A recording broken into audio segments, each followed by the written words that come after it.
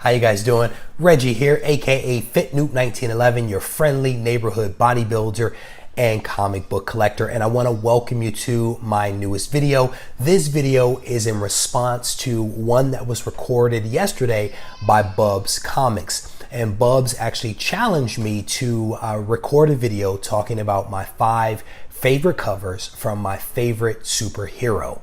And so I wanted to go ahead and record that in response to his video.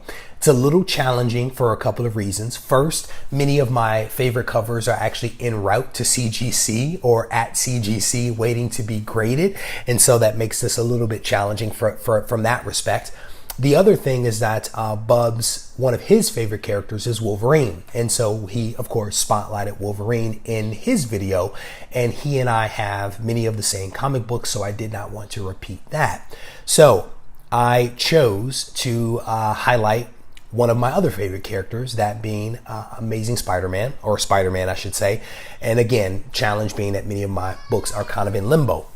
But I want to show you the 5 covers and explain why, to some degree, they are my favorite cover. And a lot has to do actually with sometimes the story that's actually inside the book.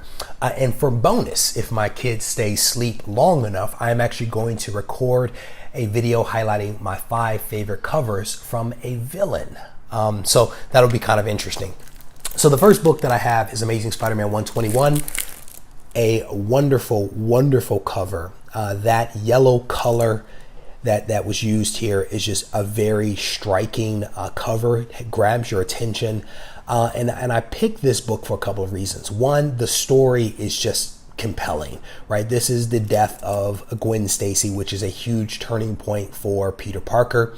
But what this cover also shows is just how many individuals are in Peter Parker's life that he has to worry about, that he interacts with, from issue to issue. So that's part of the reason why I love this one from John Romita, was just because of all of the pictures that are pictured here. Spider-Man very worried, the spider sense going off. It's just a really solid cover. The other cover that I selected was Spider-Man #1. And this is a pretty cool cover. Take it out of the plastic here so you can see a little bit better. This book is probably worthless, but it is a very striking cover to me that I remember from my childhood. I have this particular book. I think I may have 8 copies of it in the few different colors that it comes in, but it's just a wonderful cover where Spider-Man is surrounded by all of this webbing. There's the hidden spiders kind of interspersed in there. The focus is really on him, and his suit pops off of that silver background. And then we've got Todd McFarlane's signature up here in the corner. It is just a really, really sharp cover that even though it's worthless, I love to have in my collection because I am a Spider-Man fan. Another book that I selected, or another cover, is I think it's also from John Romita, and it is ASM 129, first appearance of the Punisher. I just finished reading this story yesterday.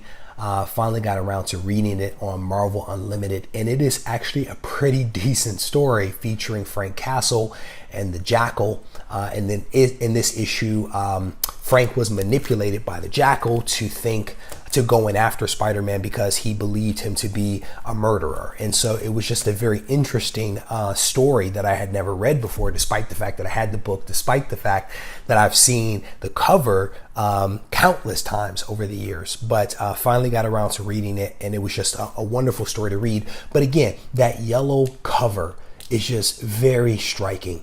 You've got the Punisher in his black and white uniform popping off of the yellow cover. You've got Spider-Man in the crosshairs.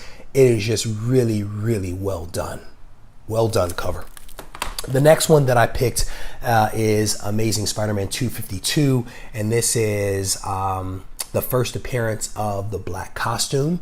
It is also a homage cover to Amazing Fantasy 15. Again, just a very striking cover where you've got New York City in the backdrop there. You've got Peter Parker, wearing the black costume, saving 2 people's lives. Just a very striking cover. And again, I always really like that black uniform. I hear a rumor that that black uniform is actually coming back. I guess it's going to be a non-symbiote version that is actually going to make a reappearance. I think, I don't know if it's in ASM 800, but I think it's going to come back, and that I think it's also going to be part of the reboot later on this summer. The second book, I'm sorry, the last book, fifth book, is another of the black costume. This is the origin of the black costume. It is Secret Wars #8.